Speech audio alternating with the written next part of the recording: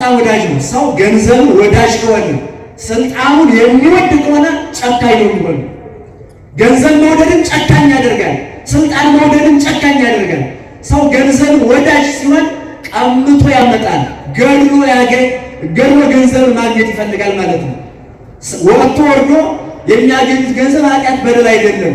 ነገር ግን ነፍስ ገድሎ ሰውን አታሎ ሰውን አጭበርብሮ የሚያመጡት ገንዘብ በክፋት የመጣ ነው ማለት ነው። ቅዱስ ጳውሎስ ይላል ገንዘብን መውደድ የክፋት ሁሉ ስር ነው ይላል። ሌሎች ክፋቶችን የሚሸከማቸው ማለት ነው። የክፋት ሁሉ ስር ነውና ዛሬ አጭበርብረው ገንዘብን የሚያጠራቅሙ ሰው ገድለው ገንዘብን የሚቀሙ ሰዎች አሉ። አንዱ ደም አፍሰው ማለት ነው።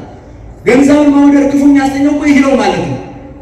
ገንዘብን የሚወዱ ሰዎች ደግሞ ለእግዚአብሔር አይገዙ፣ ስልጣንም ደግሞ እንደዚህ ነው የሚያደርጉ ማለት ነው።